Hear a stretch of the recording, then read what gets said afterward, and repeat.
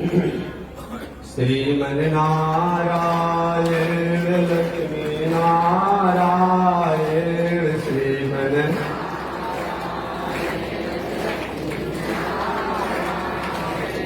श्रीमन्नारायण नारायण नारायण श्रीमन्नारायण नारायण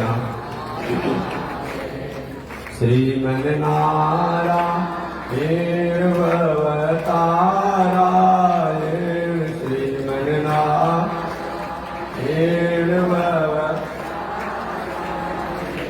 लक्ष्मी नारायण नारायण नारायण लक्ष्मी नारायण नारायण।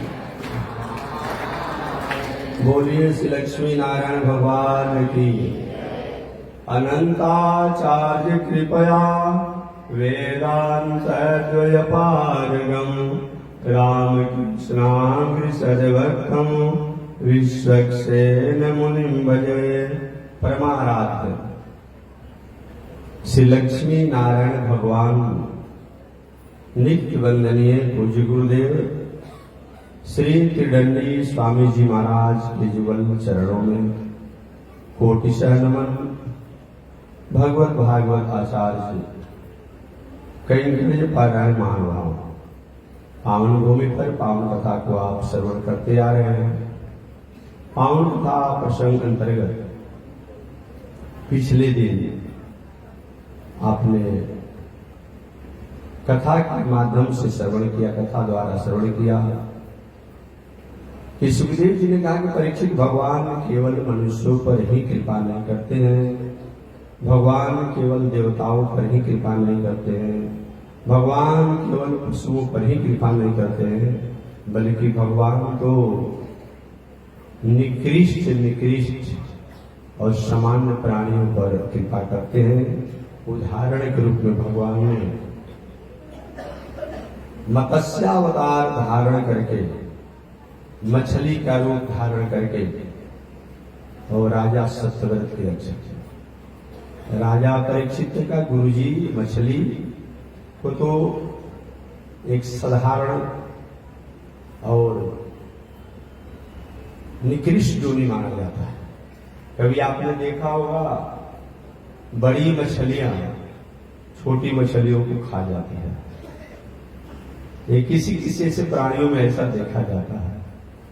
जैसे आपने सर्प का नाम सुना होगा, सर्पणी का नाम सुना होगा। सर्पणी द्वारा बहुत संख्या में उसके अंडे होते हैं, परंतु उस अंडों में प्रायः सर्पणी और सर्प अंडों को पी जाते हैं। कोई किसी कारण से या भूल भटक जाता है, कहीं अंडा वही बाद में सब बनता है। अन्यथा जितने अंडे वो देती है सर्पणी, अगर रह जाए तो पूरे अस्त व्यस्त हो जाएगा, विषैले सर्प भी चारों तरफ हो जाएंगे। इसलिए कभी कभी हम लोग देहात में कोई माताएं अपने पुत्र को थोड़ा बहुत अनुशासन करती है, मारती है, पीटती है, तो वही माताएं कहती है अरे तुम सर्पणी होगा। अर्थात जैसे सर्पणी अपने अंडों को स्वयं प्रकट करती है, जन्म देती है और अंडों को पी जाती है, वही तुम काम करते हो। तो ये उसी प्रकार मछली का भी हाल है। बड़ी बड़ी जलाशयों में बड़ी मछलियां छोटी मछलियों को खा जाती है। आपने ऐसे भी जाना होगा, सुना होगा, मछुआरे जो होते हैं बंसी लगाने वाले, बजाने वाले, क्या करता है लोग, बंसी में छोटी मछली को नाप देगा, चारा को भी नापता है, छोटी मछली को भी नापता है और नाप कर जल में फेंक देता है, बड़ी मछली उसको खा जाती है। राजा परीक्षित ने सुखदेव जी से कहा गुरु जी, भगवान की कौन ऐसी परिस्थिति आई, कौन ऐसा दुनिया में विषम परिस्थिति आया कि भगवान को निकृष्ट योनि, सर्प योनि में जन्म लेना पड़ा, मत्स्यावतार को धारण करना पड़ा। इस कथा को आप विस्तार से बताइए। श्री सुखदेव जी कहते हैं परीक्षित, वह भगवान राजा सत्यव्रत श्राद्ध देव वैवस्वत मनु, जो सूर्य के पुत्र हैं, बड़े पुत्र हैं, इन्हीं के मन में इच्छा हुई थी कि हम महाप्रलय के समान स्थिति को देखें, कैसे महाप्रलय होता है। तो राजा सत्यव्रत श्राद्ध देव वैवस्वत मनु की इच्छा को पूरा करने के लिए भगवान को मत्स्य अवतार धारण करना पड़ा। यह कब हुआ? भगवान ने मत्स्य अवतार धारण कब किया? जब एक बार ब्रह्मा जी ने नैमितिक प्रलय के अवसर पर सो गए। प्रलय 4-5 प्रकार का होता है। एक नित्य प्रलय। नित्य प्रलय का मतलब क्या होता है? ऐसे प्रलय शब्द का अर्थ क्या होता है? प्रलय माने परिवर्तन भी होता है, प्रलय माने विनाश भी होता है, प्रलय माने ह्रास भी होता है, प्रलय माने समापन भी होता है, प्रलय माने नष्ट भी होता है। एक नित्य प्रलय होता है। नित्य प्रलय क्या है? हर घंटा, मिनट, सेकंड, रात दिन, सुबह शाम, वर्ष इत्यादि के अवसर पर जो दुनिया में, प्रकृति में, सृष्टि में, प्राणियों में जो परिवर्तन देखे जाते हैं, अंतर देखे जाते हैं, वो क्या है? नित्य प्रलय है। जैसे अभी जो समय है 1 घंटा के बाद नहीं रहेगा। अभी जो हम हैं 1 घंटा के बाद जो हमारी स्थिति नहीं रहेगी। मैंने हर घंटा, मिनट, सेकंड, रात, दिन, वर्ष में जो परिवर्तन होते रहते हैं प्रकृति में और प्राणियों में, समष्टि में, सृष्टि में, उसको हम लोग नित्य प्रलय के नामों से जानते हैं। नित्य प्रलय होता है, एक आत्यांतिक प्रलय होता है, एक महाप्रलय होता है, एक नैमितिक प्रलय होता है। तो महाप्रलय तो आप जानते होंगे, जिस महाप्रलय में कोई नहीं बचता है। ब्रह्मा जी हो तब, शंकर जी हो तब, देवराज इंद्र हो तब, चाहे चिरंजीवी लोग हो तब, कोई नहीं बचता है। सब लोग जाकर भगवान में लय हो जाते हैं। उसका नाम क्या है? महाप्रलय। लवनी में से परिमाण जुग, वर्ष कोटि सतचंद्र, भज सिन रे मन राम को, कालु जासु को दंड। ये महाप्रलय में कोई नहीं बचता है। शंकर जी से लेके, ब्रह्मा जी से लेके, इंद्र से लेके, जितने चिरंजीवी लोग हैं, सब के सब लोग जाकर के भगवान में लय हो जाते हैं। एकमात्र भगवान श्रीमन नारायण ही बचते हैं। ओम दिव्यो देवैको नारायण न ब्रह्मा नेषाण। एकमात्र अगर कोई दिव्य देव बचता है वो भगवान श्रीमन नारायण बचते हैं। न ब्रह्मा नेषाण, ब्रह्मा भी नहीं बचते हैं और ईशान कोण के जो मालिक जो शंकर जी हैं वो भी नहीं बचते हैं। इस प्रकार एक महाप्रलय होता है। एक प्रलय जो प्रलय के नामों से जाना जाता है, जिस प्रलय में चिरंजीवी लोग, देवता लोग, जो अमृत पिए हैं लोग, ये लोग नहीं मरते हैं। बाकी और लोग का मरण जीवन लगा जाता है। एक प्रलय होता है नैमितिक प्रलय। नैमितिक प्रलय का मतलब क्या होता है? किसी के निमित्त जो ह्रास होता है, नाश होता है, नष्ट होता है, विनाश होता है, समस्याएं आती है, आपत्ति विपत्ति आता है, संकट आता है, उसको नैमितिक प्रलय कहा जाता है। जैसे कोई व्यक्ति को पहाड़ा अपने खेत पर लगा दिया, कोई खेत की रखवाली करेंगे और व्यक्ति खेत की रखवाली करते समय कहीं घूमने निकल गया, वहां से कहीं हट गया, कहीं सो गया, कहीं ध्यान नहीं दिया, जीव जंतु आए फसल को बर्बाद कर दिए, तो कहीं भाई आपके कारण एक फसल बर्बाद हो गया, आपको जिम्मा दिया गया था। इसका नाम क्या है? नैमितिक प्रलय। तो ब्रह्मा जी जब सो जाते हैं, तो ब्रह्मा जी के सोने के अवसर पर, समय पर जो प्रलय होता है, सृष्टि का परिवर्तन होता है, प्रकृति और प्राणियों का परिवर्तन होता है, उसका नाम क्या है? नैमित्तिक प्रलय। ये ब्रह्मा जी कब सोते हैं? ब्रह्मा जी कब सोते हैं? जैसे हम लोग रात्रि में सोते हैं, तो ब्रह्मा जी भी सोते हैं। एक दिन पहले भी मैंने आपको बताया था कि 4,32,000 वर्ष का कलयुग की आयु है।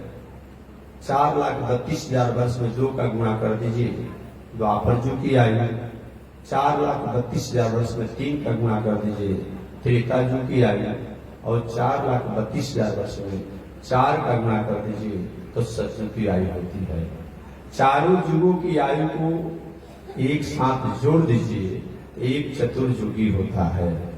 ऐसे चारों युग का जितना योग होता है, वो समय 71 बार बीतने में जितना समय लगता है, 71 चौकड़ी जिसको आप कहते हैं, 71 बार बीतने में जितना समय होता है, एक मनु का शासन काल होता है। ऐसे 74 बार चारों युगों के बीतने के समय को एक मनु के शासन काल कहते हैं। और उस समय से, उस समय के जो भागफल होगा, माने चारों युगों की जितना योग होगा, उसमें 71 के गुणा करने पर जो होता है, उतने समय को एक मनु होते हैं। ऐसे एक एक मनु उतने उतने समय तक राज करते हैं। 14 मनु शासन करते हैं। और 14 मनु के शासन करने में जितना समय लगता है, वो ब्रह्मा जी का एक दिन होता है। और उस दिन से ब्रह्मा जी 100 वर्ष जीते हैं। जब ब्रह्मा जी को दिन होता है तो जगते हैं, और ब्रह्मा जी का जब रात होता है तो सोते हैं। ब्रह्मा जी के रात्रि के समय सोने पर जब जो प्रलय होता है, उस प्रलय को नैमित्तिक प्रलय के नामों से जाना जाता है। ब्रह्मा जी जब शयन किए तो अचानक उनके मुख से वेद निकला।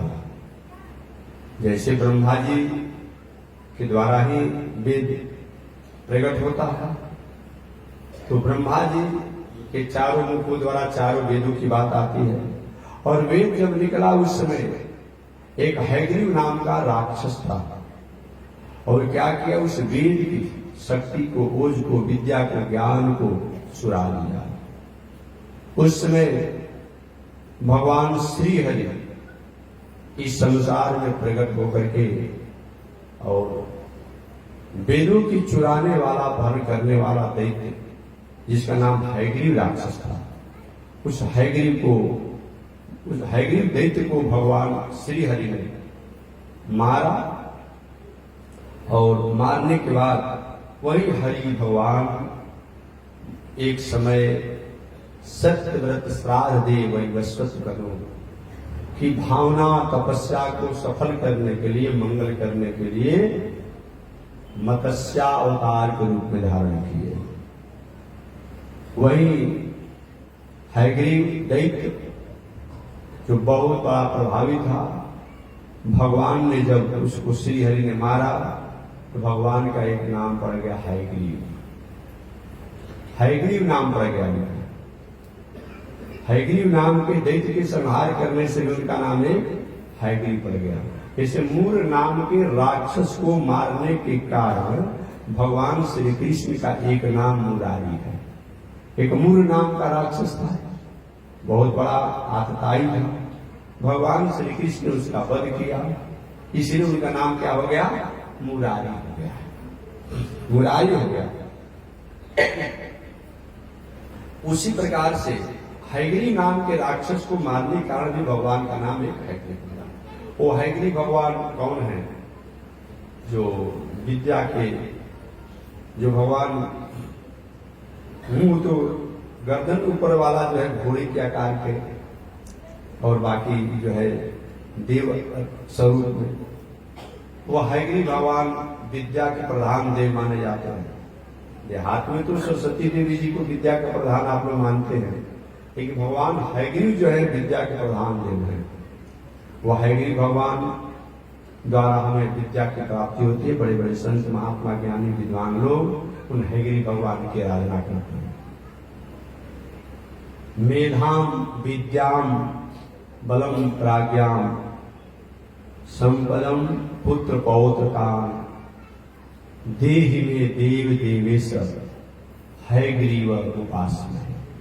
वह हयग्रीव भगवान है। ज्ञानानंदमयम देवम निर्मल स्फटिकाकृतिम आधारम सर्व विद्यानाम हयग्रीव उपासना। ये हयग्रीव भगवान का मंत्र है। ज्ञानानंदमयम देवम निर्मल स्फटिकाकृतिम आधारम सर्व विद्यानाम हयग्रीव उपासना। सारे विद्या का आधार हयग्रीव भगवान को हम प्रणाम करते हैं, उनकी समाप्ति करते हैं। ऐसे हयग्रीव भगवान द्वारा हयग्रीव राक्षस के संहार होने के बाद वहीं श्री हरि भगवान मत्स्यावतार को स्वीकार किया। क्यों किए? ये पावन कथा को सुखदेव जी कहते हैं कि परीक्षित, द्रविड़ देश में माने दक्षिण भारत में, द्रविड़ देश यानी दक्षिण भारत में एक बहुत बड़े यशस्वी राजा थे, जिन राजा का नाम था सत्यव्रत श्राद्ध वैवस्वत मनु या सत्यव्रत संक्षिप्त में जाना जाता है। एक बार सत्यव्रत राजा कीर्तमाला नदी के तट पर और अपने दिनचर्या को करने के पश्चात तर्पण कर रहे थे। एक व्यक्ति ने आज मुझसे पूछा कि महात्मा जी, अगर मेरे बड़े भाई तर्पण कर रहे हैं तो क्या हमको भी तर्पण करना जरूरी है? हमने कहा कि देखिए, वो कर रहे हैं तो अच्छी बात है, लेकिन अगर सारा परिवार ही अगर कोई तर्पण करे तो कुछ बिगड़ने वाला नहीं है, उसे पितरों की प्रशंसा नहीं है। मान के बड़ा भाई कर रहा, छोटा भाई करेगा, मध्य वाला भाई करेगा, इससे कोई आपत्ति नहीं है। विकल्प कब होता है, परिहार कब होता है? जब हमारे पास स्थितियां नहीं हो। अरे भाई, खिचड़ी को तब हम खाते हैं जब हमारे लीवर को, हमारे पेट को मालपुआ राबड़ी पचाने की स्थिति नहीं है। अगर हम मालपुआ राबड़ी पचा सकते हैं तो रोज का खिचड़ी खाकर रहेंगे। वही बात है, परिहार है कि ठीक है भाई, कोई नहीं करता, उसे परिवार में एक भाई भी अगर कोई कर ले तो मंगल ही मंगल होगा। लेकिन ऐसे अगर 3 भाई है, तीनों भाई करें तो कोई आपत्ति नहीं। एक बात और कभी कभी लोग पूछते रहते, महाराज ये बद्रीनारायण में चाहे और गया में कहीं हमने और कुछ कर दिया तो पुनः करने को सकता है? जी हाँ, आप बद्रीनारायण कर दिए हो, गया कर दिए हो, लेकिन शास्त्र कहता है कि हर साल पितृ पक्ष में अपने पितरों के प्रति कुछ न कुछ तर्पण इत्यादि को करना ही चाहिए। इससे पितरों की प्रसन्नता होती है और हमारे कुल खानदान परिवार के लिए मंगल होता है। ठीक है, आपने कर दिया है, गया में कर दिया है, बद्रिकाश्रम कर दिया है, अमुक कर दिया है, लेकिन करने से ये मंगल ही मंगल होता है। तो चलिए मैं प्रसंग पर चला जाता हूं।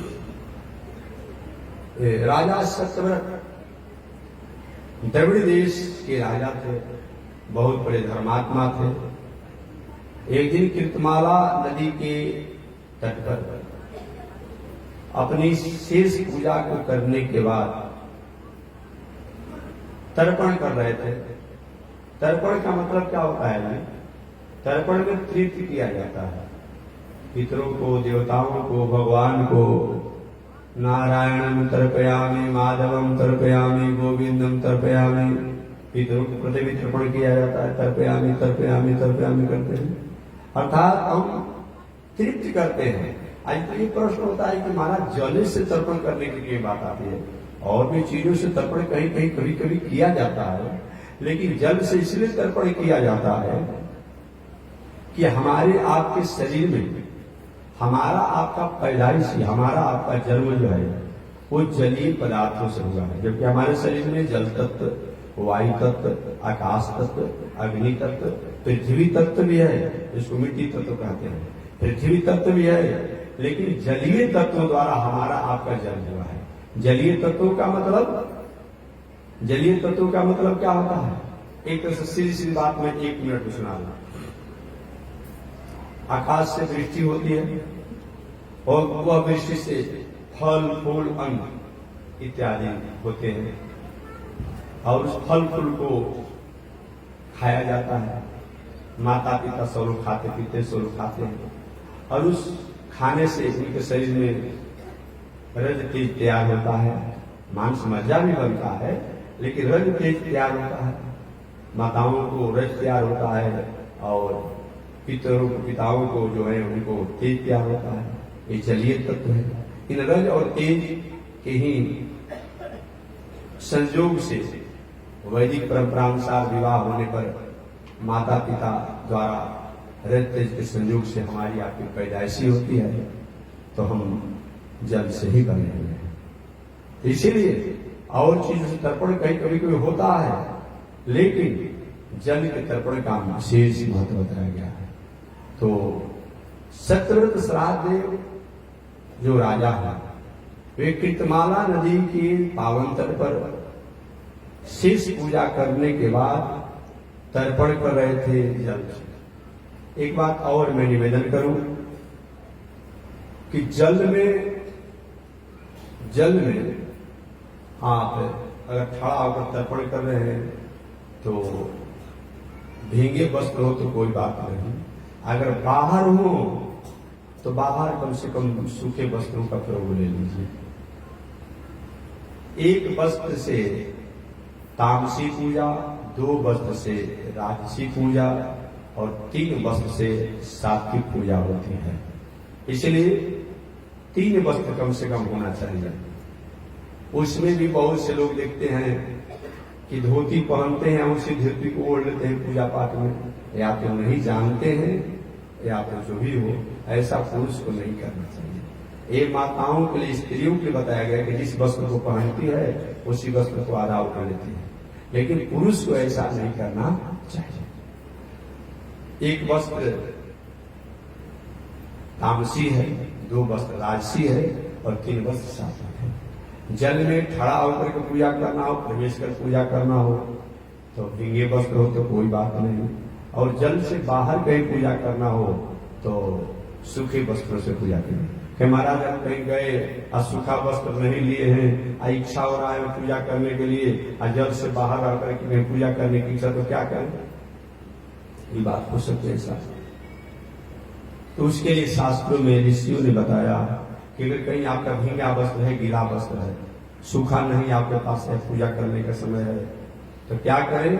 उस वस्त्र को 7 बार झटकार दीजिए, माने खोल करके, और उसमें हवा लग जाएगा।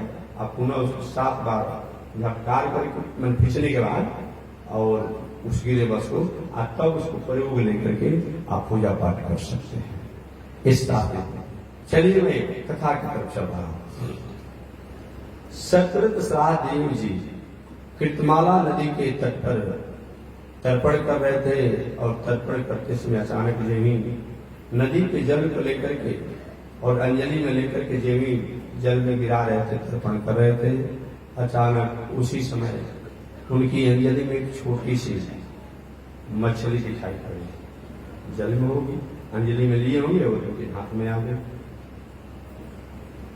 और उस मछली को देख करके सत्यव्रत जी को दया आ गई, और दया आकर के उन्होंने क्या किया, उस मछली को नदी में बहवा दिया। मछली द्वारा आवाज आया, महाराज आप दयालु हैं, धर्मात्मा है, पुण्यात्मा है, मेरे ऊपर आपको दया करनी चाहिए, हमको आप क्यों छोड़ रहे हैं? बड़ी मछलियां हमको खा जाएगी, हमारी रक्षा करेगी। ये तो अजीब मछली है जो बोल रही है। अभी ऐसी ऐसी कथाओं को कभी कभी सुन करके कुछ लोग आज के महानुभाव जो है उस पर कमेंट करते कि भला मछली के बोलती है, उसके बाद कैसे समझ में आएगा। और ये बात को अधिक आवश्यकता ही नहीं है। कथा होती है ना कि अब गरुड़ जी का सुन लीजिए, शंकर जी जाकर वहां सुन लिए, लेकिन मैं निवेदन करना चाहूंगा, आज तो आपके पास एक ऐसा मशीन आ गया है बड़े बड़े संस्थाओं में, उपकरणों में, जहां जहां बड़ी बड़ी संस्थाएं हैं, वहां आप बोल रहे हैं हिंदी में, लेकिन वहां में सब लोड कर दिया गया है जो अंग्रेजी जानने वाला अंग्रेजी में सुनाता है, तमिल जानने वाला तमिल में सुनता है, बंगाली जानने वाला बंगाली में सुनता है, मराठी जानने वाला मराठी में सुनता है। जो जिस भाषा में जानना चाहता है उस भाषा में उसको सुनाई पड़ता है। बोल रहा है व्यक्ति हिंदी में और सुनाई क्या पड़ रहा है उसको अलग अलग भाषा में। तो जब एक विज्ञान की चमत्कार हो सकता है तो उस विद्या के द्वारा अगर कहीं संत महात्मा साधक ऐसी कोई बात होती है तो कोई इस पर आश्चर्य की बात नहीं। कहीं महाराज कहते हैं कि सर्पों की बातों को सुना गया, कोई पंछियों की बातों को सुना गया, कोई पशुओं की बातों को सुना गया। तो अब इस पर शंका करना कोई बहुत बड़ी जरूरी नहीं। तो सतव्रत राजा से उस मछली का महाराज आप दयालु हैं, हम जल में आप छोड़ रहे हैं तो हमें जीव जंतु खा जाएंगे। अब राजा को दया आ गई और सतव्रत राजा ने उस मछली की करुण आवाज को सुन करके द्रवित हो गए। अब पुनः उस मछली को नदी से निकाल करके और ये अपने कमंडल में डाला। और कमंडल में जब डाल दिए तो रातें भर में वो मछली कमंडल के आकार की हो गई कि महाराज मैं इस कमंडल में नहीं रह पाऊंगी, मुझे सुख प्राप्त नहीं होगा, मेरे लिए दूसरी कोई जगह व्यवस्था कीजिए। सतव्रत राजा भी हैरान हो गए कि एक ही दिन में इतनी बढ़ गई मछली है, इतनी बढ़ गई। अब क्या कि उन्होंने उस मछली को एक सुंदर मिट्टी की बहुत बड़ा मटका जिसको खड़ा जाता है उसमें डाल दिए। और रात भर में मटके में भी वो बड़ी आकार की हो गई कि महाराज इससे भी मेरा काम नहीं चलेगा। तब क्या कि ले जाके बुखारा में डाल दिए कि नहीं महाराज इससे भी मेरा काम नहीं चलेगा। तब कह के तो तुम चले जाओ तो नदी में, नहीं महाराज नदी में नहीं रह पाऊंगी सुख से, तो तुम चले जाओ तो समुद्र में। आज समुद्र में जब ये वो डाले तो मछली ने कहा महाराज समुद्र में हमें डाल रहे हैं लेकिन जीव जंतु हमें खा जाएंगे। सतव्रत राजा ने कहे भाई हमको तुम मुंह में डाली हो आज कुछ दिनों से, तुम्हारा क्या परिचय है? उसने उस मछली ने कहा कि मैं तपस्या और आपकी भावना से प्रसन्न होकर आपके सामने में आएगा। आज के 7वें दिन महाप्रलय होने वाला है। मैं एक नौका लेकर के आऊंगा और मेरे सिंह में जो मछली कह के जो होता है कुछ निकला रहता है उसी में आप अपनी नौका पर अपने ऋषियों और पृथ्वी के शिष्य औषधि शक्तियों को लेकर के सवार होंगे और महाप्रलय काल में आप उसी पर घूमते रहेंगे मेरे द्वारा और आपको मैं ज्ञान उपदेश करूंगा। उस समय राजा ने प्रार्थना किया, नमस्ते पुरुष श्रेष्ठ स्थिति पत्यपेश्वर भक्तानां प्रपन्ना मुख्यो यत्याम गति विभो। हे पुरुषोत्तम, हे पुरुषोत्तम, आप जगत की उत्पत्ति स्थिति और प्रलय के स्वामी हैं। मैं आपको नमस्कार करता हूँ। आप इस मत्स्य रूप भगवान के रूप में अवतार लिए हैं। आप कई रूप भक्तों पर कृपा करने के लिए है।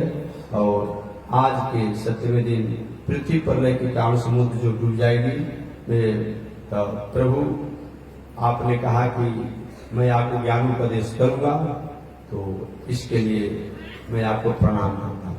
अभी इतना मत्स्य अवतार भगवान ने कहा, कुछ ही समय के बाद बड़े जोरों से आंधी तूफान आई और इतने जोरों से वृष्टि होने लगी कि देखते देखते भर में महाप्रलय का सदृश हो गया, जलमग्न दुनिया हो गई। उस समय सतव्रत राजा अपने ऋषियों के सहित धन्य आदि के साथ अपने कुछ लोगों के साथ वासुकी नाग के सहारे नाव को खेलते हुए उस मत्स्यावतार के सिंह में रस्सी को बांध दिया। उस समय मत्स्यावतार भगवान ने राजा की सारी बातों को सुन करके और उनको आत्मोपदेश दिया, आत्मज्ञान दिया, कर्म का भक्ति का उपदेश दिया और कर्म भक्ति का उपदेश देकर के उन्हें आनंदित किया। पुनः जिस हैग्रीव को मारकर वेद को ब्रह्मा जी जो राक्षस ने हैग्रीव राक्षस ने जो चुरा लिया था, वही मत्स्यावतार भगवान ने उस ब्रह्मा जी को पुनः वेद को सौंप दिया कि ब्रह्मा जी आपके सोने की अवस्था में वेद हयग्रीव देव द्वारा चुरा लिया गया था, जिसको मैंने मार करके और अपने पास रखा था। अब आप जग गए हैं, इस वेद को आप स्वीकार कीजिए। इस प्रकार भगवान ने मत्स्यावतार सत्यव्रत के ऊपर कृपा किया। इस कथा को बार बार सुनने से सुख शांति आनंद की प्राप्ति।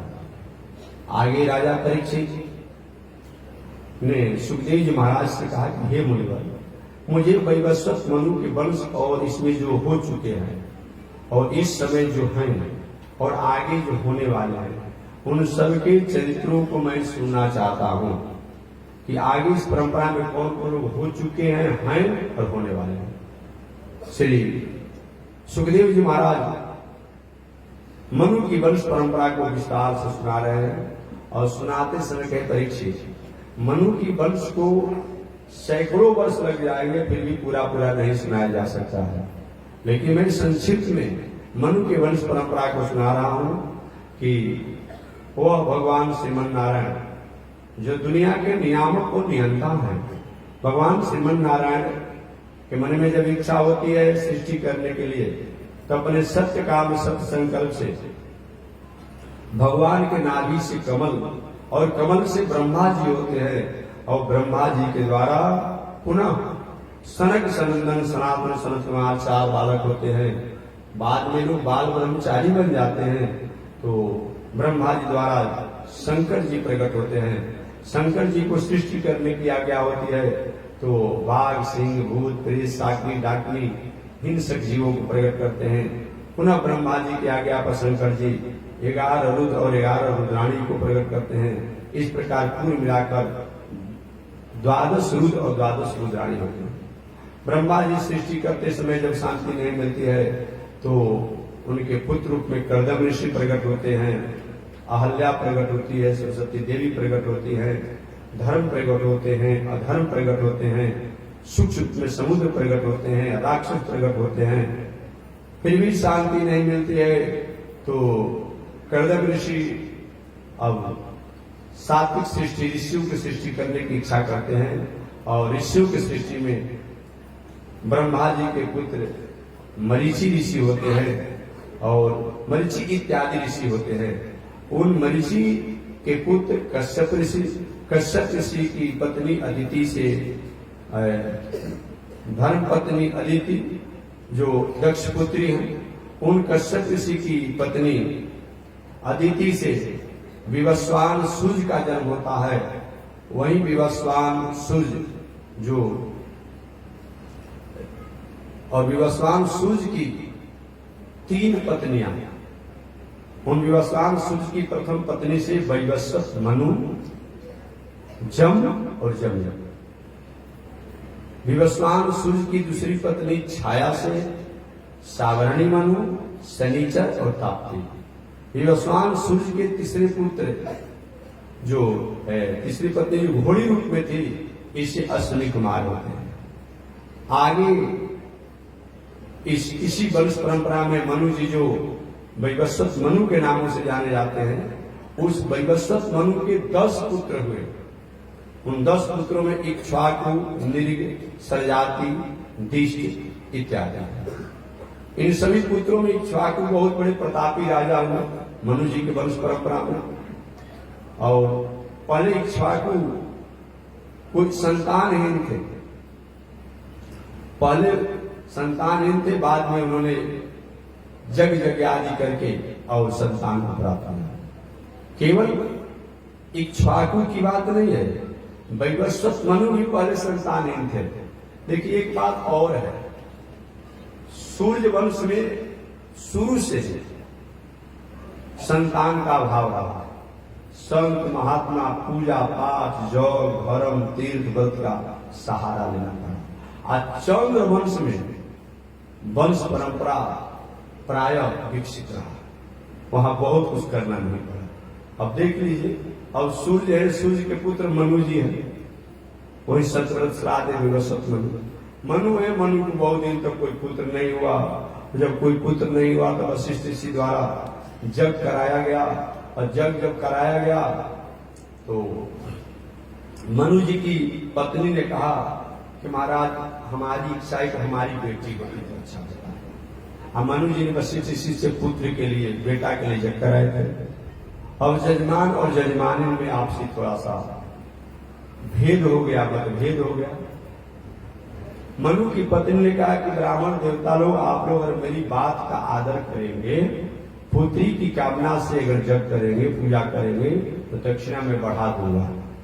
अगर कहीं हमारे पति मनु जी की इच्छा अनुसार अगर पुत्र की कामना से पूजा करेंगे, तो दक्षिणा में कटौती कर दूंगा। ब्राह्मण ने कहा दक्षिणा जब भाई जो बढ़ना है वही काम हम करेंगे, हमको क्या मतलब है पुत्र पुत्री से। वही ब्राह्मणों ने मनु जी की इच्छा होने पर पुत्र के भी पुत्री का संकल्प कर दिया, और समय से मनु जी की पत्नी द्वारा पुत्री हो गई, जिसका नाम पड़ा ईला। क्या नाम पड़ा? ईला नाम पड़ा।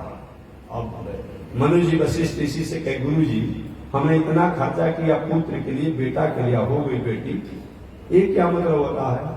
क्या शास्त्र में भी अंतर होता है? क्या भेद होता है? क्या ऐसा क्यों हुआ? उल्टा कैसा फल हुआ? मनु जी के ब्राह्मण से पूछता हूं। और ब्राह्मणों से जब पूछा गया तो ब्राह्मण ने कि महाराज रानी साहिबा ने कहा था कि नहीं, बेटी होगी तभी दक्षिणा बढ़ेगा, अब बेटा हो दक्षिणा कुछ कम कर दिया जाएगा, तो हम दक्षिणा के लोग भी ऐसा कर दिया। मंदिर नहीं गुरु जी, आपको तो मेरी बेटी को बेटा बनाना पड़ेगा। जो मेरी बेटी ईला है, इस ईला को आपको बेटा बनाना पड़ेगा। हम कैसे बना देंगे? जो हो गया सो हो गया। नहीं, आपके पास विद्या है। तो ही वशिष्ठ ऋषि ने अपने विद्या द्वारा क्या किया? उस मनु जी की बेटी ईला को ही बेटा बना दिया, पुत्र बना दिया, जिसका नाम हो गया राजकुमार सुदुम्न। क्या नाम पड़ा? राजकुमार सुदुम्न। आज भी मेडिकल साइंस थोड़ा थोड़ा प्रयास कर रहा है, अब दूसरे के यहाँ स्थापित हो जा रहा है ना। लेकिन हम एक बात व्यवहारिक कहना चाहेंगे, देखिए उस लड़का से क्या मतलब, जो आजकल मेडिकल साइंस द्वारा जो है पेपर को हो जा रहा है, वो हमारा विषय नहीं है। एक उससे तो बोले अपने भाई का, अपने बेटी का, किसी का भाई को लड़का को गोद ले लीजिए ना। जब दूसरे के लड़का को रखना है, अरे हेर फेर करके जो मेडिकल साइंस में हो जा रहा है आजकल, दूसरे का दूसरा कैसे तो बदला बदली कर दे रहा है लोग, आपको बेहोश करके फिर कुछ न कुछ खिला कर दे रहा है ना। तो हमको वो ऐसे बेटा से क्या मतलब होगा? वो बेटा तो उसी तरह से न होगा जैसे कि हमारे आत्मदेव जी का पुत्र धुंधकारी हुआ। चालाकी से आत्मदेव की पत्नी धुंधली ने अपनी बहन के बेटा को अपना बना लिया। परिणाम क्या हुआ? फल हुआ? नहीं हुआ। तो उसी प्रकार आजकल की मेडिकल साइंस की चालाकी द्वारा डॉक्टरों से मिली जुली भगत के अनुसार कभी कभी तो नहीं चाहने पर भी इधर उधर रोक कर दे रहा है। तो ऐसे जब होगा वो लड़किया से क्या होगा जी?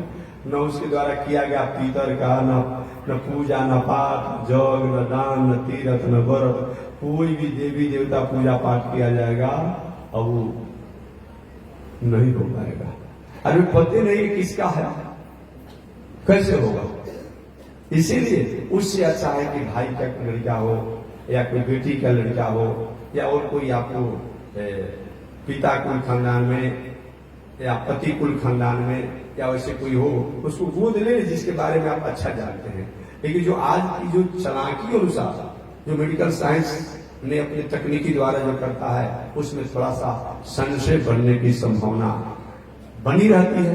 बाकी लोगों को चाहिए तो भाई तुम जैसा चाहते हो वैसा होगा, लेकिन बहुत कुछ कामयाब नहीं होगा। मेडिकल साइंस भी आज ऐसा कर रहा है। एक काम पहले भी था, हालांकि उतना प्रयास करने के बाद मेडिकल साइंस वहां तक नहीं पहुंचा हुआ है, हो सकता है आगे पहुंच जाए। दो चीजों पर विचार कर रहा है मेडिकल साइंस। एक तो आत्मा को जीवित करने का, और दूसरा कि बेटा को बेटी बना दे, बेटी को बेटा बना दे। इसके लिए हालांकि हाइब्रिड पौधे या फल फूल तो थोड़ा सा उसमें उसका तकनीकी काम कर गया। हाइब्रिड का जो फल हो रहा है, जो सब्जी हो रहा है, इसमें तो उसका काम कर गया। लेकिन अभी मनुष्यों की प्रजातियों में अभी विज्ञान उस मुकाम तक नहीं पहुंचा है कि बेटा को बेटी बना दे, बेटी को बेटा बना दे। ऐसा अभी करने में सफलता में नहीं है। हो सकता है कभी आने वाले समय में विज्ञान की उस नीतियों तकनीकियों तक पहुंच करके वो सफलता को प्राप्त कर ले, लेकिन अभी कुछ तो सक्षम नहीं है। अब वशिष्ठ ऋषि ने अपने विद्या द्वारा क्या किया, मनु महाराज, सूर्य पुत्र मनु महाराज की बेटी ईला को ही बेटा बना दिया, जिसका नाम पड़ गया राजकुमार सुदुम्न। अब राजकुमार सुदुम्न मनु जी के पुत्र हैं।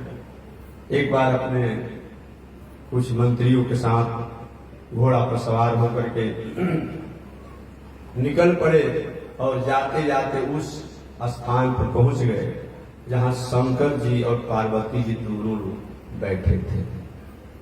अब जे ही उस क्षेत्र में प्रवेश किए लोग, अचानक राजकुमार सुदुम्न पुनः बालिका के रूप में हो गए, कन्या के रूप में हो गए, उनकी घोड़ा घोड़ी के रूप में हो गए, और मंत्री जो लोग जो थे स्त्री के रूप में हो गए। अब एक दूसरे का मुंह देखने लगे, क्या हो गया, ऐसे क्यों हो गया।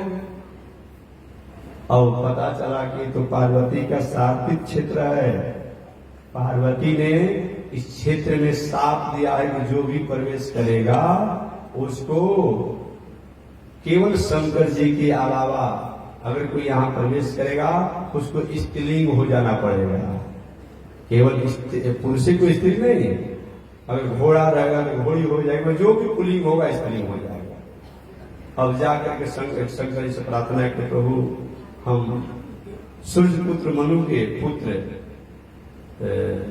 सुदुम्न है, एक बार मेरे साथ विपरीत घटना घटी, बाद में किसी तरह से राजकुमार माना, आज पुनः मैं राजकुमारी बन गया, कृपा कीजिए।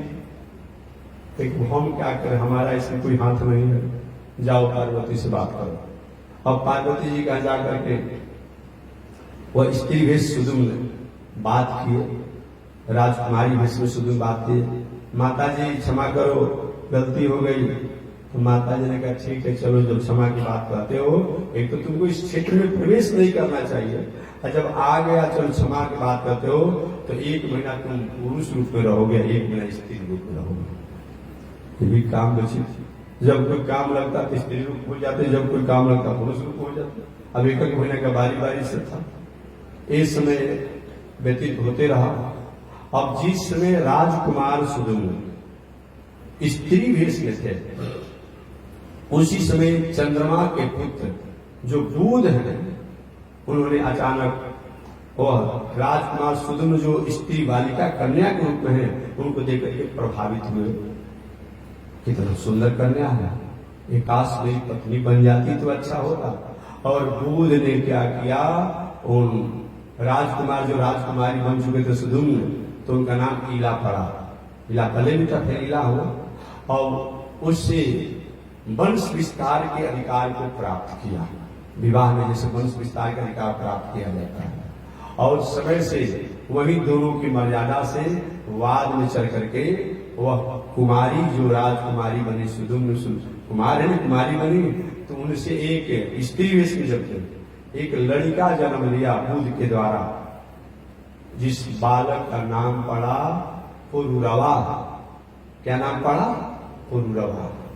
राजकुमार पुरुरवा, राजा पुरुरवा बाद में कहलाए, एक पुरुरवा हुआ। पुनः एक बार वशिष्ठ ऋषि से मनु जी ने कहा, प्रभु मेरे बेटा 1 महीना स्त्री हो जाता है, 1 महीना पुरुष हो जाता है, ये तो विचित्र घटना है, कृपा कीजिए। वशिष्ठ ऋषि ने अपने तपोबल के द्वारा पुनः सुदुम्न को हमेशा हमेशा के लिए पुत्र बना दिया, मैंने बालक बना दिया। मनु जी कहे कि झंझट है, एक लड़का है, हमेशा झंझट में फंसे रहते हैं, और पुत्र हो जाते तो अच्छा होता। मनु जी ने यज्ञ किया, और यज्ञ करके बड़े बड़े विद्वान ब्राह्मणों को बुलाया, और ब्राह्मण विद्वानों को बुला करके यज्ञ हुआ। और यज्ञ के बाद मनु जी के 10 गो पुत्र हुए। उन 10 पुत्रों में इक्ष्वाकु, निर्ग, सरजाति, दीष्ट, धृष्ट, करुष, नरिशंक, पृषभ, नव, कवि इत्यादि। ये सब लोग बड़े यशस्वी जी, और सभी ने अपने ओज तेज के द्वारा पूरे दुनिया में जाने समय पाकर के वैवस्वत मनु के जो पुत्र इक्ष्वाकु हैं, ये मूल राजगद्दी को स्वीकार किए और बाकी मनु जी के कुछ पुत्र साधु बन गए, कुछ पुत्र ज्ञानी बन गए और कुछ पुत्र इर्द गिर्द के राज्य के अधिकारी बन गए। एक पुत्र वशिष्ठ ऋषि के शाप के कारण उनको सांप का भाजन बनना पड़ा। तो बताया गया है कि मनु के 8वें पुत्र जिनका नाम कृषक है, गुरु वशिष्ठ ने कृषक को गाय की रक्षा करने के लिए जिम्मा दिया था। बड़ी सावधानी से मनु पुत्र कृषक जो 8वें पुत्र है मनु के, गाय की रक्षा करते रहे। अचानक जहां गाय बांधी थी वहां बाघ आक्रमण कर दिया और ऐसा इन कृषक को अनुभव हुआ कि शायद बाघ गाय को घटना मत कर दे। उन्होंने तलवार से बाघ पर प्रहार किया और वह तलवार बाघ पर नहीं लग करके बल्कि गाय के गर्दन पर लग गया। गाय की हत्या हो गई और गाय की हत्या जब हो गई, जब वशिष्ठ जी को पता चला तो वशिष्ठ जी ने कहा कि जाओ, तुमने अपने मर्यादा का पालन नहीं किया, तुम राक्षस हो जाओ। वही 7 एकादशी ब्रह्मचारी बनकर के रहे और अपना आत्म कल्याण किया। मनु जी के सबसे छोटे और 10वें पुत्र कवि है विवाह नहीं किए और परम पद को प्राप्त किया। मनु जी के 6वें पुत्र करुष हुए, जिनके नाम पर इस देश का नाम कारुष देश पड़ा। मनु जी के दूसरे पुत्र का नाम निग है। निग ने राजकाज को करते हुए अपना आत्म कल्याण किया। मनु जी के 7वें पुत्र जो नरी संत हैं, वे भी धर्म का पालन करते परम पद को प्राप्त किए। मनु के 4थे पुत्र दिष्ट हैं। इन्हीं वंश परंपरा में आगे चल करके चक्रवर्ती राजा मरुत हुए। वही राजा मरुत हैं जो मनु जी महाराज के वंश परंपरा में है। एक ऐसा जग किए जिस जग में अग्नि देवता को इतना घी की आहुति की, इतना घी की आहुति किए कि अग्नि देवता को अजीर्ण रोग हो गया, अपच रोग हो गया। अब देवताओं को वही अश्विनी कुमार के पास गए, अग्निदेव महाराज हमको अजीर्ण रोग हो गया। अब कोई भी पूजा पाठ में आहुति देता है, अच्छी प्रकार ज्वाला स्वीकार करने का अधिकार नहीं लग गया है। ऐसा कोई दवाई दीजिए क्योंकि हमारा अपच रोग ठीक हो जाए। अश्विनी कुमार ने कहा कि देखिए आपका दवा हमारे पास नहीं है, खांडो वन को जलाया जाए जो मथुरा के आसपास है, हस्तिनापुर के आसपास है, जमुना के पाम तट पर आसपास है। उस खांडो वन को जलाया जाए और खांडो वन में जो जड़ी बूटी है जलकर जो भस्म होंगे, उस भस्म को अगर आप सेवन करेंगे तो आपका अजीर्ण रोग ठीक होगा। और वही अग्निदेव बहुत दिनों से प्रयास, समझे उस समय का अजीर्ण रोग है, आप बहुत दिनों से प्रयास कर रहे थे कि हमारा अजीर्ण रोग ठीक हो जाए, नहीं हो रहा था। वही द्वापर युग का जब समय आया तो एक दिन भगवान श्री कृष्ण और अर्जुन खांडव वन में बैठे थे और खांडव वन में बैठे थे, अचानक अग्निदेव के ब्राह्मण का भेष बना करके और अर्जुन भगवान श्री कृष्ण के सामने कट गए। अर्जुन का ब्राह्मण देवता क्यों आए हैं? अगर कोई याचना है तो मांगिए कि महाराज क्या मैं जो मांगूंगा उसका पूरा करेंगे। हाँ पूरा करेंगे जब कहे हैं तो ठीक है। हमारी इच्छा ही है कि मैं इस खांडव वन को जलाना चाहता हूँ। क्यों जलाना चाहते हैं? सारी घटना को बताए कि ठीक है मैं वचन दिया पर जलाइए। महाराज मैं जलाना तो बहुत दिनों से चाह रहा हूँ, लेकिन खांडव वन जल नहीं पाता है, खांडव वन जल नहीं पाता है। ठीक है मैंने वचन दे दिया तो खांडव वन को आप जलाइए। अब खांडव वन को जब जलाने लगे तो देवराज इंद्र आकर के वृष्टि करने लगे। अर्जुन ने अपने बाण द्वारा वृष्टि को शोषण कर लिया।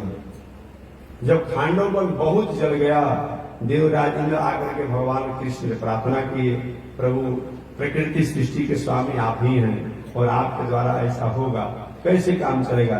कहीं कि मैंने वचन दिया है अग्निदेव को कि उनकी औषधि जब तक पूरी न हो जाएगी तब तक खांडव वन जलते रहेगा।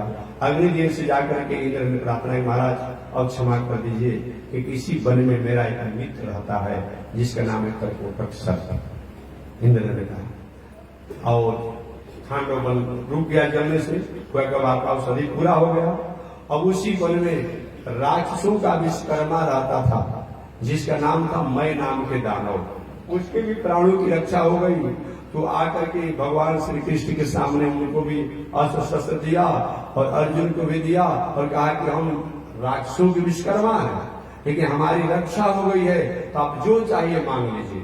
वही मय नाम का दानव जो राक्षसों का विश्वकर्मा था, पांडवों के लिए एक सुंदर सभा भवन बनाया था, जो कथा आप जानते होंगे। सभा भवन बनाया था, इतना सुंदर वो सभा भवन था कि स्वर्ग से भी अपूर्व था। उसी सभा भवन के गृह प्रवेश के समय पर दुर्योधन और भी सब लोग गए थे, और दुर्योधन को जल में थल और थल में जल का अनुभव हुआ, और वही दुर्योधन गिर गया, अपमानित हुआ।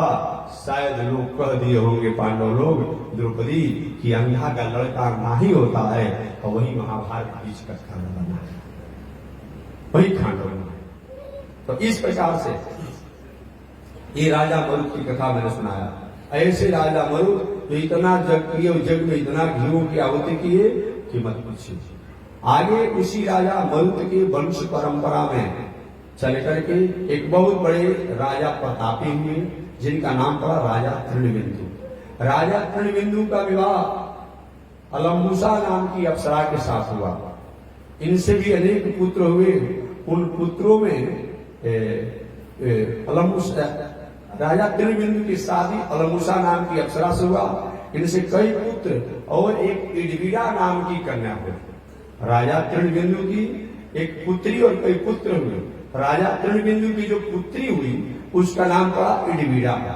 उस इडविड़ा का विवाह ब्रह्मा के पुत्र पुलस्त और पुलस्त के पुत्र विश्रवा मुनि हैं। उन्हीं विश्रवा मुनि के साथ राजा तृणबिंदु की पुत्री इडविड़ा का विवाह हुआ, जिससे कुबेर एक पुत्र हुए, जो रावण के बड़े भाई थे। कुबेर कौन थे? रावण के बड़े भाई थे।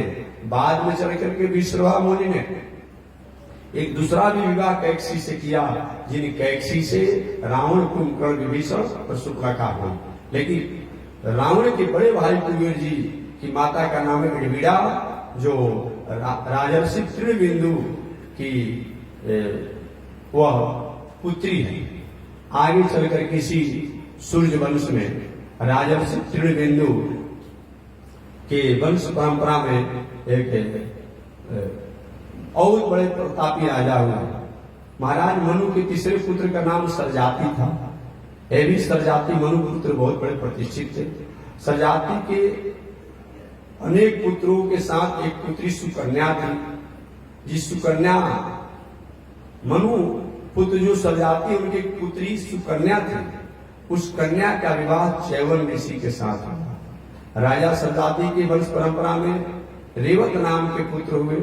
ऐसी रेवती नाम की एक कन्या हुई, और रेवती का विवाह बहुत समय बाद द्वापर युग में भगवान श्री कृष्ण के बड़े भैया बलराम जी के साथ हुआ। मनु महाराज के 9वें पुत्र का नाम नभक था। नभक के पुत्र नाभाग और नाभाग के पुत्र राजा अम्बरीश हुए। वही राजा अम्बरीश है जो परम भक्त और भगवान के भक्त माने जाते हैं। ऐसे राजा अम्बरीश, जिनकी 14 को भगवान के भक्तों का जहां नाम लिया जाता है, उसमें राजा अम्बरीश का भी नाम आता है। प्रहलाद, नारद, पराशर, पुंडरीक, व्यासंबरीश, सुख, शौनक, भीष्म, दालभ्याम, रूपमांग, अर्जुन, वशिष्ठ, विभीषण आदि पुण्यानिमान परम भागवताम सुनाम। धन्य मनु जी का वंश। इस वंश परंपरा में राजा अम्बरीश हुए। यही राजा अम्बरीश हैं जो लगातार गृहस्थ में रहते हुए राजा होने के बाद भी एकादशी व्रत करते थे और द्वादशी व्रत का नियम से पालन करते थे। व्रत करने वाले व्यक्ति को व्रत से एक दिन पहले और व्रत के एक दिन बाद नियम धर्म में विशेष रहना चाहिए। एकादशी व्रत को राजा अम्बरीश करते थे और मन में संकल्प ली कि लगातार एकादशी व्रत वर्षों तक मैं नियम धर्म से करूंगा, और एक वर्ष जब हो जाएगा एकादशी व्रत करते करते नियम पूरा हो जाएगा, एक विशेष भंडारा का आयोजन करेंगे। वहीं वर्षों भर तक पूरा करने के बाद 1 वर्ष बीतने पर जब एकादशी व्रत का समापन का समय आया कि 1 वर्ष के बाद विशेष भंडारा करेंगे, भंडारा का आयोजन किया गया। एकादशी व्रत बीत गया, द्वादशी का समय था, पारण के समय था और पारण कुछ ही काल तक था। उसी समय अचानक संत दुर्वासा जी आ गए और संत दुर्वासा जी आ गए। राजा ने से गुरु जी अभी पारण करने का समय है, हमारे यहाँ पारण हो जाता तो अच्छा होता। हाँ मैं भी सोच रहा था कहीं पारण करता, ठीक है मैं आ रहा अभी संध्या बंद करके। इधर राजा अम्बरीश ने दैवक विद्वानों द्वारा देखा हमारे पारण का समय कम बचा है, आप कुछ ले लीजिए। कहते क्या करें? विद्वानों ने कहा कि पारण में अगर पारण की सामग्री नहीं लेने का समय मिल रहा हो तो तुलसी पत्र और भगवान का तीर्थ ले लेना चाहिए। कोई भी पर्व में, कोई भी व्रत में अगर आगे पीछे होने का संभावना हो और कुछ नहीं तो घर में जल होगा ना, कुआं का जल हो, कल का जल हो, नल का जल हो, और तुलसी पत्र में जल को डाल करके, तुलसी पत्र को जल में डाल करके उस जल को ले लीजिए, 1 बार या 3 बार ले लीजिए, तो चाहे पारण आगे पीछे होते रहेगा, पारण का कोई दोष नहीं रह जाएगा। क्योंकि सबसे श्रेष्ठ पारण जो है यही बताया गया है, श्रेष्ठ पारण यही बताया गया है। एक और बात, निर्जला का दिन भी हो, अगर भगवान का तीर्थ कहीं ले लिया जाए तो व्रत कहीं भंग नहीं होता है। ऐसे उन्होंने कहा महाराज जब भी ये तीर्थ को लेना चाहे अचानक दुर्वासा जी आ रहे, तुम झूठा भोजन में करना चाहते हो, ये भी तो जल है, तो जल तुम पी लोगे तो भोजन नहीं हो गया। छोटा लड़का अपने माता का दूध पीता है तो भी तो उसके लिए भोजन होता है। फलहारी में फलहार का उनके लिए वही ना भोजन होता है। मछली जल पीती है उसके लिए खाते हैं उसी उसके लिए भोजन होता है ना। और दुर्वासा जी नाराज हो गया कारण, और नाराज होकर के वाह हमको निमंत्रण दे करके पहले भोजन करते हो, राजा होने का अहंकार है, और अपने जटा को कबार में पटक दिए। एक राक्षसी प्रकट हुई और राक्षसी जब प्रकट हुई तो राजा अम्बरीश की तरफ चला जलाने के लिए, लेकिन भगवान ने राजा अम्बरीश के व्रत से प्रसन्न होकर अपने चक्र को नियुक्त किए थे। उस चक्र ने उस राक्षसी कृत्या को जलाकर राख कर दिया और दुर्वासा जी का पीछा कर दिया भगवान का चक्र। अब दुर्वासा जी दौड़ने लगे दुनिया में, तीनों लोग को 14 भुवन में दुर्वासा जी दौड़ते रहे, कहीं रक्षा नहीं मिला। ब्रह्मा जी के पास गए, बाबा रक्षा कीजिए। ब्रह्मा जी के अभी चले जाइए, मेरा ब्रह्मलोक छीना जाएगा। ऐसा नहीं कहा, भी रक्षा नहीं करूंगा, बाद में समझेंगे। अरे महाराज आप पितामह शंकर जी के पास गए, बाबा आप मेरी रक्षा करें। शंकर जी का अभी मैं कुछ नहीं करूंगा, चले जाए। तीनों लोक में कोई रक्षा नहीं किया। संयोग से नारद जी से मुलाकात हो गई। मैंने बताया कि नारद जब तक कथा में नहीं आते आनंद नहीं आता।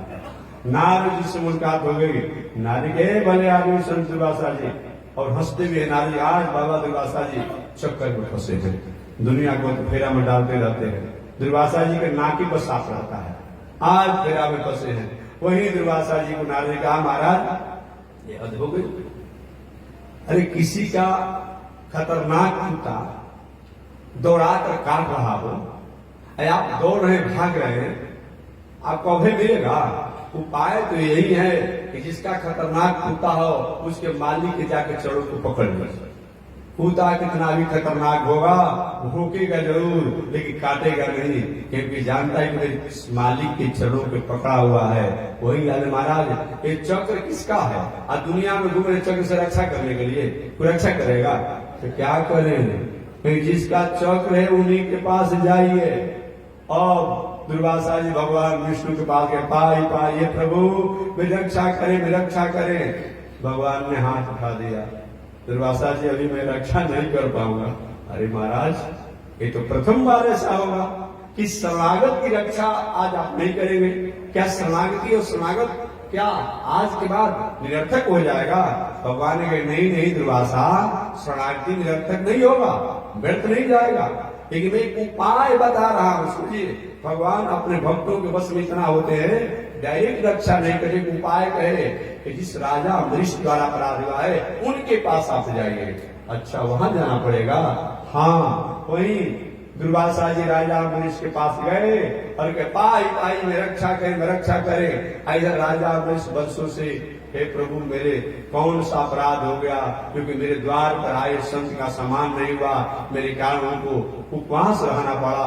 अब इधर जे भी आकर के धाम से की रक्षा करो। उस समय अचानक अम्बरीश जी का नेत्र को, महाराज जी क्या करेंगे, हमें दोष डालेंगे क्या, हमको अधर्म पहुंचाएंगे क्या, एक बात मत करो, पहले अपने चक्र से रक्षा करो हमारी। और उस समय राजा अम्बरीश के, हे प्रभु, हे भगवान, अगर मैंने जीवन में अपना कुछ भी थोड़ा बड़ा पूजा पाठ किया है तो पूजा के फल हो कि महात्मा संत दुर्वासा की रक्षा हो जाए। तो अब चक्र वो वही दूरी से नाचना शुरू किया, वो तो बताते हैं, नाचने लगा। अब जब बार बार स्तुति किए तब चक्र भी शांत हुआ, और शांत होने के बाद कहे, अम्बरीश आज मैं भगवान के भक्तों का महिमा जान गया कि भगवान अपने भक्तों के लिए कुछ भी कर सकते हैं। तो चलो तुम्हारे जैसा कोई भक्त नहीं, मेरा मंगल है, आशीर्वाद है कि गुरु जी तब मानेंगे मेरे ऊपर आशीर्वाद है जब पारण कर लीजिए। आप नहीं पारण किए तो मैं भी पारण नहीं किया। अरे 1 वर्ष बीत गया, तुम पारण नहीं किया है? जी गुरु जी, चलिए पहले आप भला, बिना आपको पवाए निमंत्रण कैसे मैं पा सकता हूँ। और संत दुर्वासा जी को राजा अम्बरीश ने पवाया, और पवा करके तब उनको विदा किया। तब राजा अम्बरीश, इस प्रकार धन्य है यह मनु जी की वंश परंपरा सूर्यवंश, जिसमें हमारे राजा अम्बरीश जैसे भगवान के भक्त हुए। और आगे इसी वंश परंपरा में एक सौरी ऋषि भी हुए। इन सौरी ऋषि की कथा एक बार मैं बता चुका हूँ। वही सौरी ऋषि है जो कि इस वंश परंपरा में सौरी ऋषि की कथा थी। और सौरी ऋषि यही है जो आपने कथा सुना हुआ, एक बहुत बड़े यशस्वी राजा थे जिनका नाम था मंधाता। मंधाता की 50 कन्याएं थी, 50 कन्याएं थी। सौरी ऋषि बहुत दिनों तक तपस्या साधना करते रहे। अचानक एक मछली को अपने परिवार के साथ मिलन क्रीड़ा को देखा कि मछली अपने पत्नियों के साथ, बेटा के साथ, बेटी के साथ जल क्रीड़ा में आनंद में विहार कर रहे हैं। कितना सुंदर इसका जीवन है। हमारा भी अगर विवाह हो गया होता तो हमारा बेटा, बेटी, पत्नी, बाल बच्चे, नाती पोता सब आनंद में रहते, हम सब एक साथ रहते। और विवाह करने के लिए सौरी ऋषि की इच्छा हुई। मंधाता जी के पास गए, राजन तुम्हारी 50 पुत्रियां हैं, एक पुत्री को दे दो हमें, हम विवाह करेंगे। कि महाराज जी ना तो कर नहीं सकते, ऊंच कोटि के संत है। कि महाराज जी मैं 50 बेटियों को बुला देता हूँ, और जो आप पसंद कर लेंगे उसे विवाह कर लीजिएगा, हाथ पकड़ लीजिएगा। और 50 पुत्रियों को मंधाता ने सौरी ऋषि के सामने खड़ा कर दिया, और सभी ने सौरी ऋषि को देख करके अपना नाक सिकोड़ लिया। ये बूढ़ा बाबा से विवाह करते। देखिए बूढ़ा आदमी, समझ लीजिए, बूढ़ा आदमी जो होता है, रोगी आदमी जो होता है, वो व्यक्ति को उसकी पत्नी उसी तरह से दिखती है जैसे कि बुखार लगने पर नीम के और चिरैता के काढ़ा पीने में नाक सिकोड़ना पड़ता है। देखते हैं कैसे होता है। अब किसी को बुखार लग गया हो, अब क्या करता है, इच्छा नहीं, यानी कि नाक सिकोड़ेगा, आंख बंद करेगा, मुंह हिलाएगा, और तब एक घुट पिएगा, पुनः बाहर निकाल देगा। उसी प्रकार से जो लोग होते हैं ऐसे, उनकी पत्नियां उनको उसी तरह से मानती है। अब वो लोग क्या करते हैं, बूढ़े लोग जब बुढ़ापा में कहीं विवाह हो जाए, तो प्याज हो जाए, तो बेचारे अपना प्राण से भी अधिक उसको मानते हैं, कहीं नाराज मत हो जाए। इसीलिए अब कोई किसी बेटियों ने स्वीकार नहीं किया। सौरी ऋषि को कह दे मेरा अपमान हो रहा है। अब सौरी ऋषि ने अपने तपस्या द्वारा अपने को जुआ बना दिया, युवक बन गए कि मैं विवाह करना चाहता हूँ। हमारा ठीक है, पुनः बुला रहा हूँ। अब पुनः मंधाता ने अपने 50 बेटियों को खड़ा किया। अब सबने कहा कि मैं विवाह करूंगा, मैं विवाह करूंगा, मैं विवाह करूंगा। अब मंधाता के 50 बेटियों ने जब सौरी ऋषि ने अपने को जुआ को बना लिया, जुआ स्थिति हो गए, सबने बांह पकड़ लिया और सबके साथ सौरी ऋषि ने विवाह किया। विवाह करने के बाद अब 1 से 50 हो गए। अब 50 से 10 को बेटा हो गए तो 500 हो गए। अब उसके बाद उनसे जो हुआ सो हुआ, हजारों की संख्या में सौरी ऋषि हो गए। एक दिन बैठे थे तपस्या साधना में, मैं कहां भटक गया, कहां मैं भटक गया। कहा मैं अकेले आनंद में था, एक मछली के परिवारवाद को देकर के आज मैं इस तरह से भटक गया। तो धन्य है दुनिया में लोग, अगर थोड़ा भी कहीं गलत संग को देख लिया जाए, गलत दृश्य को देखा जाए, उस व्यक्ति को भटकने से कोई रोक नहीं सकता है। संगम त्यजेत मिथुना व्रतिनाम मोक्षो सर्वात्मना न विसृजेदा। कहते कि दुनिया में रहने वाले मोक्षजन, अगर कहीं कुसंग हो गया तो तुमको भी विचलित होने से कोई रोक नहीं सकता है। अतः कुसंग पर हमेशा ध्यान देना चाहिए। इस प्रकार वही सौरी ऋषि एक मनु जी महाराज के ही वंश परंपरा में हुए। इन्हीं मनु जी की वंश परंपरा में आगे चल करके, सौरी ऋषि की वंश परंपरा में आगे चल करके ये राजा त्रिशंकु हुए। तो इन त्रिशंकु की पावन कथा को मैं अब आगे सुनाऊंगा। आज इसी के साथ वाणी विराम। एक बार भगवान का नाम। श्रीमन नारायण लक्ष्मी, श्रीमन नारायण नारायण नारायण, श्रीमन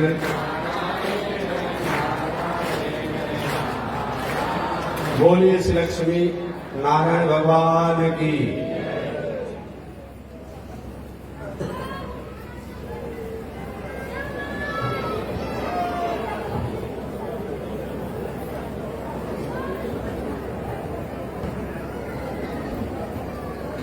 ओम चंद्रमा मनसो जात चक्षो सूर्यो जायत श्रोत्राद्वायुषव्राण सम्मुखादन्यजायत। श्री श्री लक्ष्मी शोधन्यावरात्रे आर्षे नक्षत्राणि रूपम स्वयो व्यातम विषय निगाढ़ मोमयी गाढ़ सर्वलोकम मयि गाढ़ आसाय वियज्ञ सूत्रम शुचिव कुशी तथा चौर्धपुण्ड्रम च बाल यस्यास्ते दक्षस्ते कलिकुमदिगिरीन्द्रेन्द्र वज्रम त्रिदंडम संसाराग्नि प्रशान्ते मृतजलममलम दारुपात्रम पवित्रम श्री विश्वक्सेन सूर्य पदकमलयुगम श्रेयसे संश्रयामि। लक्ष्मी नारायण भगवान की, विश्व जगदाचा श्री त्रिदंडी स्वामी महाराज की। हरि ओम। शांति शांति शांति।